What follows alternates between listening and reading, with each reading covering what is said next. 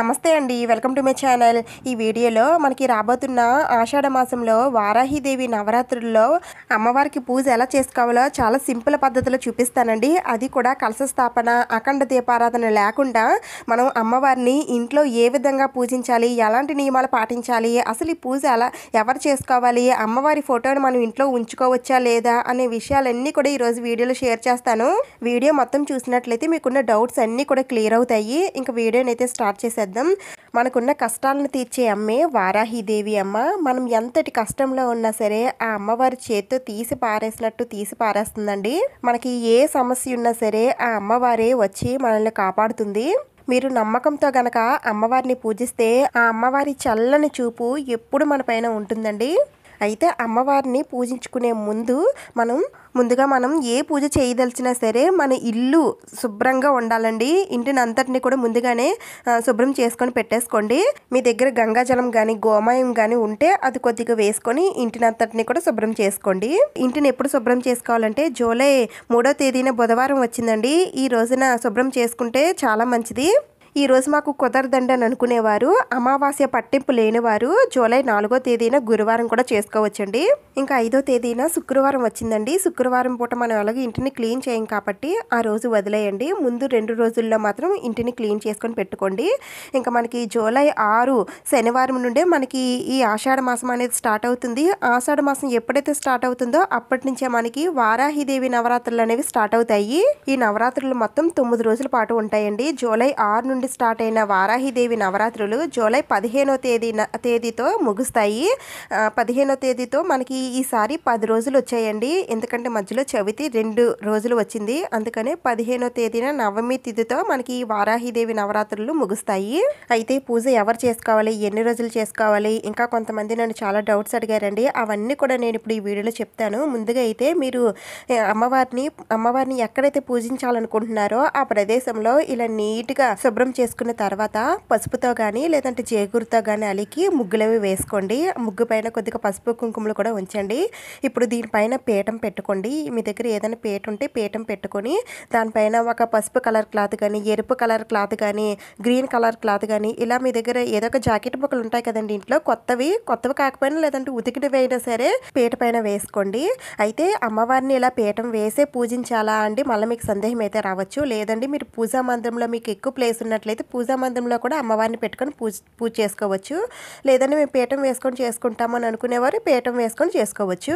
ఇంకా ఈ అమ్మవారేనండి వారాహిదేవి అమ్మవారు. వరాహ రూపంతో 8 చేతులతో శంకు చక్రాలతో సింహాసనం పైన కూర్చొని ఉంటారండి.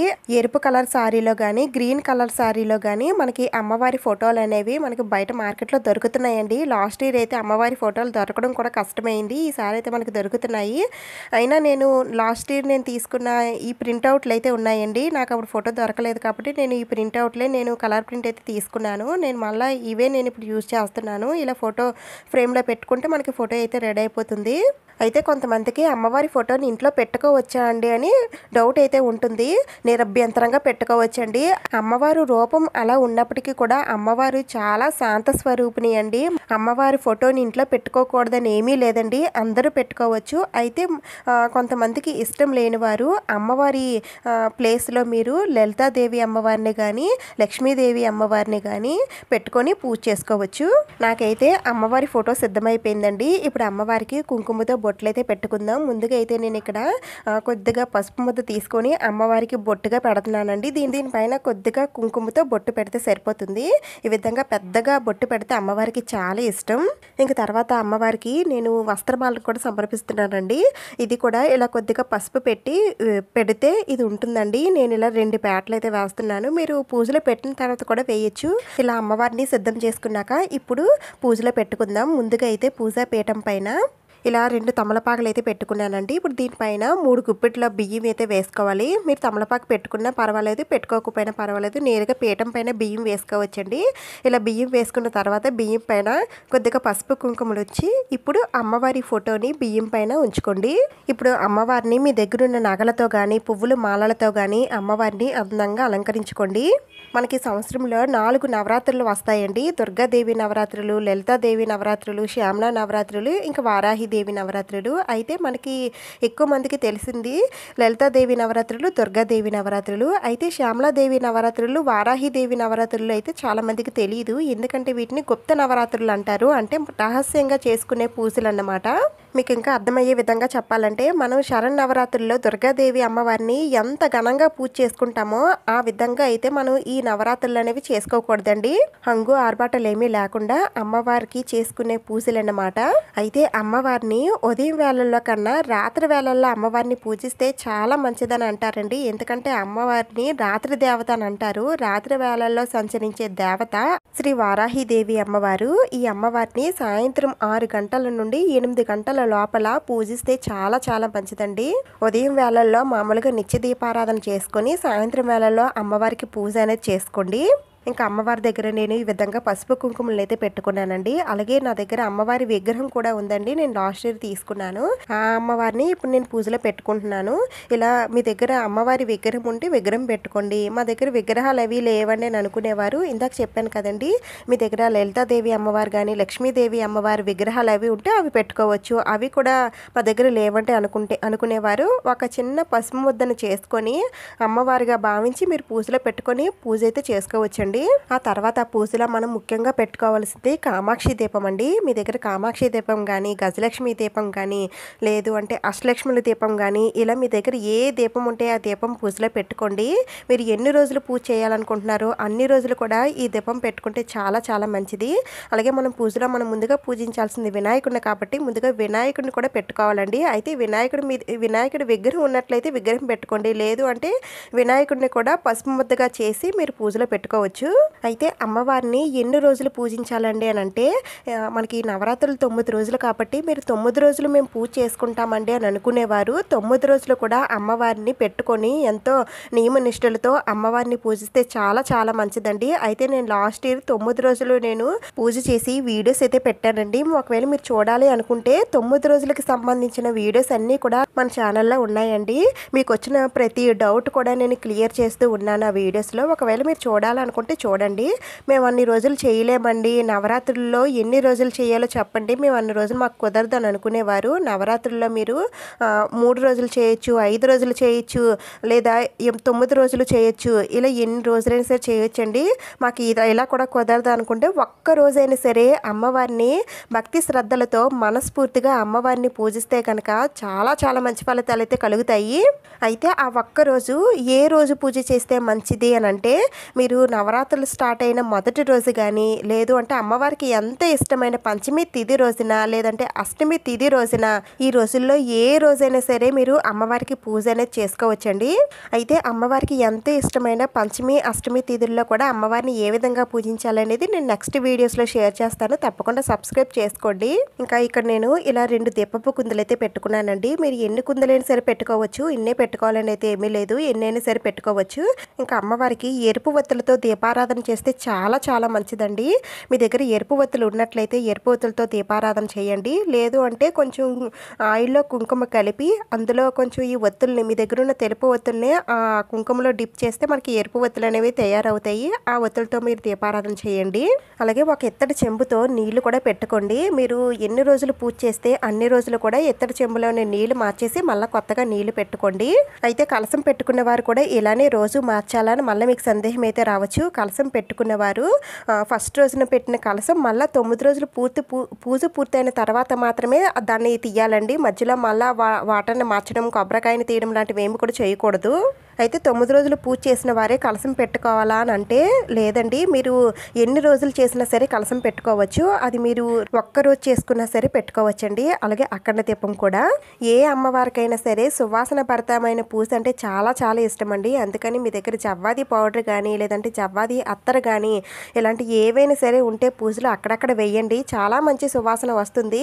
ఇవేమీ మా దగ్గర లేవండి అని అనుకుంటే పచ్చ కర్పూరం కానీ లేదంటే కర్పూర బిళ్ళలు కానీ కొద్దిగా చిదిపి ఆ పౌడర్ని అక్కడక్కడ వేయండి, చాలా మంచి సువాసన వస్తుంది.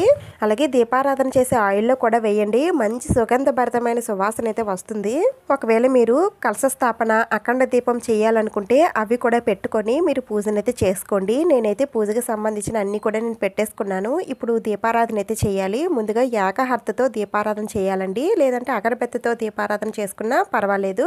అయితే ముందుగా మనం పెట్టుకున్న కామాక్షి దీపాన్ని వెలిగించి తర్వాత దీపపు కుందులు ఎన్నైతే పెట్టుకుంటారో అన్నీ కూడా వెలిగించుకోండి. ఇలా దీపారాధన చేసిన తర్వాత దీపలక్ష్ముల దగ్గర కొద్దిగా పసుపు, కుంకుమ, అక్షింతలు వేసి దండం పెట్టుకోండి. ఆ తర్వాత వినాయకుడి పూజనైతే ప్రారంభించాలి. ముందుగా ఆ స్వామివారికి పసుపు, కుంకుమ, అక్షింతలు అన్నీ కూడా స్వామివారికి సమర్పిస్తూ స్వామివారి నామాలన్నీ కూడా చదువుకొని, అష్టోత్తరాలన్నీ కూడా చదువుకొని, లేదంటే ఓం గం గణపతియే నమః అనే మంత్రాన్ని చదువుకుంటూ ఆ స్వామివారికి పువ్వులతో పూజనైతే చేసుకోండి. మీకు ఎన్నిసార్లు వీలైతే అన్నిసార్లు మంత్రం చదువుకుంటూ పూజనైతే చేసుకోవచ్చు. ఆ తర్వాత స్వామివారికి అగరబత్తులతో ధూపం చూపించి నైవేద్యం పెట్టాలండి. నైవేద్యం స్వామివారికి అరటిపళ్ళు కానీ, బెల్లం మొక్క కానీ, పటికే బెల్లం కానీ ఇలా మీ దగ్గర ఏ ఉంటే అవి పెట్టండి. పెట్టిన తర్వాత స్వామివారికి హారతినిచ్చి స్వామివారికి దండం పెట్టుకోండి. ఈ నవరాత్రులు మీరు ఎన్ని రోజులు చేస్తున్నారో అన్ని రోజులు కూడా పూజలో ఎలాంటి ఆటంకాలు లేకుండా చూడు తండ్రి అని ముందుగా ఆ వినాయకుడికి చెప్పుకోండి.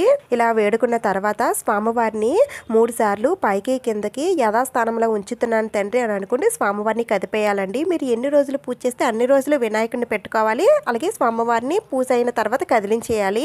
అదే మీరు పసుపు వినాయకుడిని పెట్టుకున్నట్లయితే ఆ పసుపు వినాయకుడిని కూడా మీరు కదిలించేసి ఏదైనా నీటిలో నిమజ్జనం చేసేయండి. అంటే ఒక గిన్నె వాటర్ తీసుకొని దాంట్లో అయినా సరే నిమజ్జనం చేసేయండి. మళ్ళీ నెక్స్ట్ పూజకి కొత్త పసుపు వినాయకుడిని పెట్టుకొని పూజనైతే చేసుకోవాలి. ఇలా వినాయకుడి పూజ పూర్తయిన తర్వాత ఇప్పుడు వారాహిదేవి అమ్మవారి పూజనైతే ప్రారంభించాలి. ముందుగా అమ్మవారికి అగరబత్తులతో ధూపం చూపించి కొద్దిగా పువ్వులు అమ్మవారి దగ్గర వేసి అమ్మవారికి అభిషేకం అనేది స్టార్ట్ చేయాలండి. అయితే అమ్మవారికి పంచామృతాలతో కానీ, లేదంటే పసుపు జలంతో కానీ, కుంకుమ జలంతో కానీ, లేదంటే పుష్పాలు ఉంచినటువంటి జలంతో కానీ, చందనం జలంతో కానీ ఇలా దేంతో అయినా సరే అమ్మవారికి అభిషేకం అనేది చేయొచ్చు. మనం మొదటి రోజు పూజిస్తున్నాం కాబట్టి అమ్మవారిని ఇలా అభిషేకం చేసుకొని అమ్మవారిని పూజలో ఉంచుకోండి. 9 రోజులు పూజ చేసుకున్నవారు ఇలా మొదటి రోజు అభిషేకం చేసుకున్నవారు 9 రోజులు కదిలించరండి. కొంతమంది వారాల బట్టి కదిలించి అమ్మవారికి అభిషేకం అనేది చేసుకుంటారు. అది మీ ఇష్టం బట్టి ఉంటుందండి. అమ్మవారి ఫోటోని కానీ, విగ్రహాన్ని కానీ ఏదో ఒక దాన్ని కదిలించకుండా ఉంటే సరిపోతుంది. మీరు ఎన్ని రోజులు పూజ చేసుకుంటే అన్ని రోజులు కదిలించకూడదు. అదే మీరు ఒక్కరోజు పూజ చేసుకోవాలనుకుంటే ఒక్కరోజు కదిలించకుండా నెక్స్ట్ డే మీరు పీఠాన్ని అమ్మవారిని కూడా కదిలించేసి ఎత్తిపెట్టేయచ్చు. మీరు ఏ అమ్మవారి విగ్రహం పెట్టుకున్నా సరే ఆ అమ్మవారికి అభిషేకం అయితే చేసుకోండి. ఒకవేళ మీరు పసుపు అమ్మవారిని పెట్టుకున్నామండి, మేము ఎలా అభిషేకం చేసుకోవాలి, మరి పసుపు కరిగిపోతుంది కదా అని అంటే అప్పుడు అమ్మవారి పైన ఇలా నేరుగా జలం అయితే వేయకూడదండి. ఇలా కలుపుకున్న జలంలో ఒక తమలపాకు కానీ, పువ్వు కానీ పెట్టి అమ్మవారి పైన 3 సార్లు చిలకరించాలి. ఏ ద్రవ్యమైనా సరే అలానే చిలకరించాలండి. అప్పుడు అమ్మవారికి అభిషేకం అనేది పూర్తవుతుంది. ఇలా అమ్మవారికి అభిషేకం చేసేటప్పుడు మధ్య మధ్యలో గంగాజలంతో కూడా అభిషేకం చేయాలండి. అభిషేకం పూర్తయిన తర్వాత అమ్మవారికి ధూపం చూపించాలి. అలాగే హారతి కూడా ఇచ్చి అమ్మవారిని శుభ్రపరచుకొని పూజ కోసం సిద్ధం చేసుకోవాలండి. ఇంకా అభిషేకం చేసినటువంటి ఈ జలాన్ని ఏదైనా మొక్కల మొదట్లో వేసేయండి. ఎవరు తొక్కని ప్లేస్లో మాత్రం అసలు వేయకూడదు. అదే మీరు పంచామృతాలతో అభిషేకం చేసినట్లయితే ఆ పంచామృతాలు ఇంటిల్లి పాదంతా కూడా ప్రసాదంగా తీసుకోండి. అయితే ఈ అమ్మవారికి పూజ ఎవరు చేయాలండి, మరి మేము ఎప్పుడు చేయలేదు, మొదటిసారి చేసుకోవచ్చా, ఒకవేళ ఒక్కసారి చేస్తే ప్రతి సంవత్సరం చెయ్యాలా అనే డౌట్స్ అన్నీ కూడా వస్తాయి కదా మీకు. అయితే ఈ పూజ ఎవరైనా సరే చేయొచ్చండి. ఆడవారు, మగవారు, చిన్నవారు, పెద్దవారు, ఒకవేళ భర్త లేనివారు ఉంటారు కదండి, ఎవరైనా సరే పూజ అమ్మవారికి పూజ అనేది చేసుకోవచ్చు. అయితే పూజ ఎవరైనా సరే చేసుకోవచ్చండి. దీనికి ఎలాంటి ఆనవాయితీ ఏమీ అవసరం లేదు. మీరు చేసుకోవాలి, అమ్మవారిని పూజించుకోవాలి అని సంకల్పం మీకు ఉన్నట్లయితే మీరు అమ్మవారిని పెట్టుకొని పూజనైతే చేసుకోవచ్చు. అయితే ఒక్కసారి చేస్తే ప్రతి సంవత్సరం చెయ్యాలా అని అంటే ఏమీ అవసరం లేదండి. మీరు ఒక్కసారి చేసినా సరిపోతుంది. లేదంటే మీరు ప్రతి సంవత్సరం అమ్మవారిని పూజించుకోవాలనుకుంటే ప్రతి సంవత్సరం చేసుకోవచ్చు. అది మీ భక్తి శ్రద్ధల బట్టి ఉంటుంది. ఇంకా నేను అమ్మవారిని ఈ విధంగా అయితే పెట్టుకున్నానండి. మొన్న నేను మీషోలో సామాగ్రి తీసుకున్నాను చెప్పాను కదా, ఆ సామాగ్రి నేను ఇక్కడ పూజలో పెట్టుకుంటున్నాను.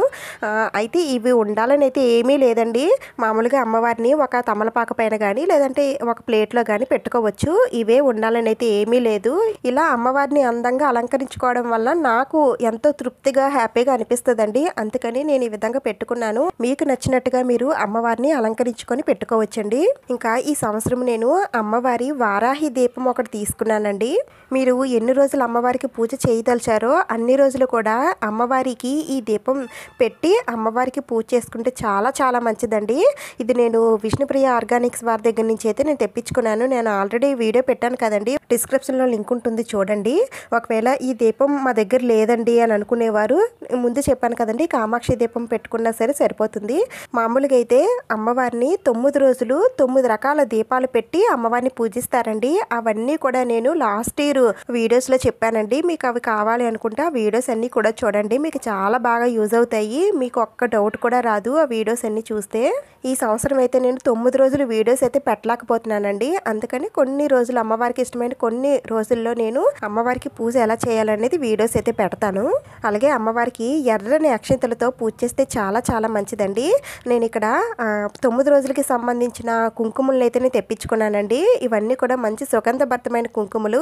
ఏ రోజుకి ఆ రోజు కుంకుమలు అయితే ఉంటాయండి. నేను ఫస్ట్ రోజు కుంకుమ తీసుకొని కొద్దిగా బియ్యం తీసుకొని బియ్యంలో కొద్దిగా ఈ కుంకుమ వేసి అలాగే కొంచెం జవ్వాది పౌడర్ కానీ లేదంటే పచ్చకర్పూరం కానీ వేసి కొద్దిగా ఆవు నెయ్యి కానీ లేదంటే దీపారాధన చేసిన ఆయిల్ కానీ కొద్దిగా వేసి కలుపుకుంటే మనకి ఎర్రని అక్షంతలు అయితే తయారవుతాయి.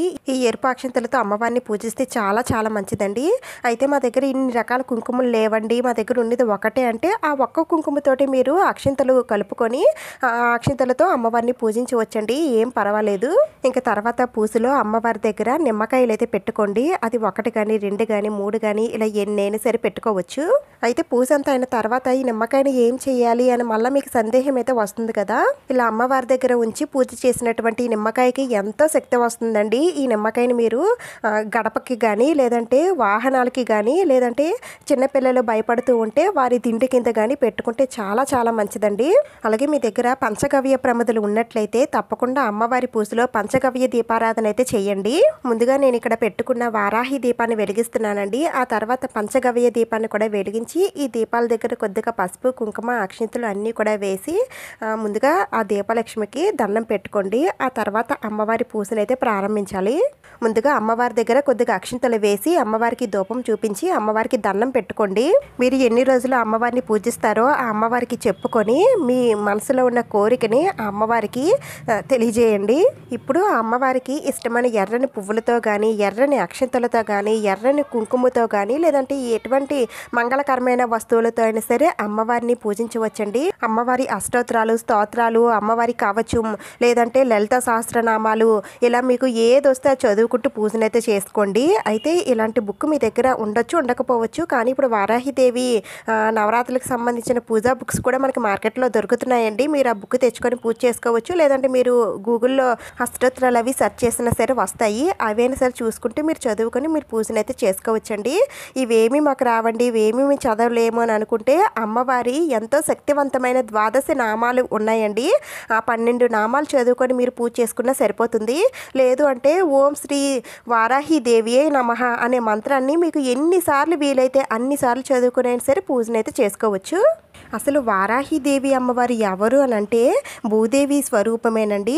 హిరణ్యకశిపుడు భూదేవిని జలాల్లోకి తీసుకువెళ్ళినప్పుడు శ్రీ మహావిష్ణువు వరాహ రూపంలో అవతరించి వాడిని సంహరించి భూదేవిని రక్షిస్తారు. స్వామివారి మీద ఉన్న భక్తితో అప్పుడు అమ్మవారు వారాహి రూపం తీసుకుందని, అందువల్లనే ఈమె వరాహస్వామి యొక్క స్త్రీ రూపమని కొన్ని ధ్యాన శ్లోకాల్లో కనిపిస్తుంది. అంటే వారాహి అమ్మవారు అంటే ఎవరో కాదు, సర్వ సంపదలనిచ్చే శ్రీ మహాలక్ష్మీదేవి. అందుకని ఈ అమ్మవారిని పూజిస్తే వరాహస్వామిలాగే అన్ని కోరికలను కూడా నెరవేరుస్తుందండి. మనకి కోర్టు కేసులున్నా భూ తగాదాలున్నా సొంత ఇల్లు లేకపోయినా సంతానం లేకపోయినా ఆరోగ్యం కుదుట పడకపోయినా శత్రు భయాలున్నా నరదిష్టి ఉన్నా ఇలా ఏ సమస్యకైనా సరే పరిష్కారం అమ్మవారిని పూజించడమే. అమ్మవారు భూదేవి స్వరూపం కాబట్టి పాడి పంటల్ని సమృద్ధిగా ఇచ్చే కల్పవల్లి శ్రీ వారాహి మాత అని కూడా అంటారండి. అయితే అమ్మవారు ఉగ్రంగా కనిపించినప్పటికీ కూడా కంటికి రెప్పలా కాపాడే కన్న తల్లే శ్రీ వారాహిదేవి అమ్మవారండి. అయితే అమ్మవారిని ఈ నవరాత్రుల్లో 9 రూపాల్లో అమ్మవారిని పూజిస్తారండి. అయితే మనం 9 రూపాల్లో అమ్మవారిని పూజించవలసిన అవసరం ఏమీ లేదు. మనకి వారాహిదేవి అమ్మవారు ఒక్క రూపమే మనకి చాలండి. ఈ రూపంతోటే మనం 9 రోజులు పూజ చేసుకోవాలనుకుంటే చేసుకోవచ్చు, లేదంటే మీరు ఎన్ని రోజులు చేసుకోవాలనుకున్నా సరే అన్ని రోజులు చేసుకోవచ్చు. నేను ఇక్కడ అమ్మవారిని కుంకుమతో పూజ చేస్తున్నానండి. అయితే ఇక్కడ ఒక డౌట్ అయితే అడిగారు, ఇలా అమ్మవారికి కుంకుమతో పూజ చేస్తాం కదా, ఈ కుంకుమని రోజు అలానే ఉంచి అదే కుంకుమలో రోజు పూజ చేసుకోవచ్చా, లేదంటే రోజు మార్చాలని అడుగుతున్నారండి. మీరు రోజు మార్చుకున్నా పర్వాలేదు, లేదంటే అదే కుంకుమలో మీరు పూజ చేసుకున్నా పర్వాలేదండి. కానీ పూజ చేసిన అనంతరం మీరు ఆ కుంకుమని తీసుకొని బొట్టుగా ధరించండి. అలాగే ఇంట్లో ఉన్న వాళ్ళందరూ కూడా నుదుటిని ధారణ చేయండి. అలాగే పూజ చేసినటువంటి అక్షింతలు కూడా ఇంట్లో ఉన్న వాళ్ళందరూ కూడా శిరస్సు పైన వేసుకోండి. చాలా మంచి ఫలితాలు అయితే కలుగుతాయి. ఇంకా అమ్మవారికి పూజ చేసిన రోజు ఉపవాసం ఉంటే చాలా మంచిదండి. అది మీరు ఒంటిపూట భోజనమైనా, లేదంటే మధ్యాహ్నమైనా, లేదంటే అమ్మవారికి పూజ చేసిన అనంతరం రాత్రి వేళల్లో అయినా సరే భోజనం చేయవచ్చు. అలాగే ఈ రోజున తప్పకుండా నాన్ వెజ్ లాంటివి ఏమీ కూడా తినకూడదండి. అలాగే బ్రహ్మచర్యం పాటించాలి. నేలపైనే పడుకోవాలి. ఎవరితో గొడవలు లాంటివి ఏమీ కూడా పడకూడదు. చిన్నపిల్లల్ని గసరకూడదు. భార్యాభర్తలు గొడవలు లాంటివి ఇంట్లో అస్సలు జరగకూడదండి. గొడవలు ఉన్న చోట అమ్మవారు అస్సలు ఉండరు. మీరు ఎన్ని రోజులు పూజ చేస్తే అన్ని రోజులు ఈ నియమాలన్నీ కూడా పాటించాలి. నేనైతే పూజనైతే కంప్లీట్ చేస్తానండి. తర్వాత అమ్మవారికి అగరబత్తులతో ధూపం చూపించి అమ్మవారికి నైవేద్యం నివేదన చేయాలి. అయితే అమ్మవారికి అత్యంత ఇష్టమైన ప్రీతికరమైన నైవేద్యం ఏంటంటే పానకం అండి. అమ్మవారికి ఈ పానకం నైవేద్యంగా పెడితే అమ్మవారు చాలా సంతోషిస్తారు. దీంతో పాటుగా మీ శక్తి కొలది మీరు ఏ నైవేద్యాలను సరే చేసి పెట్టచ్చండి. అమ్మవారు భూదేవి స్వరూపం కాబట్టి అమ్మవారికి ఇలాంటి అన్నంతో చేసిన నైవేద్యాలు అంటే చాలా ఇష్టం అండి. పులిహోర కానీ, పరమాన్నం కానీ, దధ్యోజనం కానీ, లేదు అంటే చక్కెర పొంగలి, ఇలా ఏవైనా సరే అన్నంతో తయారు చేసిన నైవేద్యాలు ఇష్టం. లేదంటే భూమిలో పండినటువంటి కాయగూరలు ఉంటాయి కదండి, క్యారెట్లు కానీ, దుంపలు కానీ, ఇలా ఏవైనా సరే అమ్మవారికి నైవేద్యంగా పెట్టచ్చు. అయితే ఈ పానకం ఎలా తయారు చేయాలి, అమ్మవారికి ఇష్టమైన నైవేద్యాలు ఏంటి అనేవన్నీ కూడా డీటెయిల్డ్గా చెప్తూ ఒక వీడియో అయితే చేశానండి. ఆ వీడియో లింక్ నేను డిస్క్రిప్షన్లో ఇస్తాను, మీరు చూడాలనుకుంటే చూడొచ్చు. ఆ తర్వాత అమ్మవారికి మీ శక్తి కొలది చీర కానీ, జాకెట్ ముక్క కానీ, లేదు అంటే 2 అరటిపళ్ళు, గాజులు ఇవన్నీ పెట్టి అమ్మవారికి తాంబూలం ఇవ్వచ్చండి. అమ్మవారికే కాదండి, మీరు పూజ చేసిన రోజు ముత్తైదువుల్ని కూడా పిలిచి మీరు ఎంతమందికైనా సరే మీరు తాంబూలం అనేది ఇవ్వచ్చు.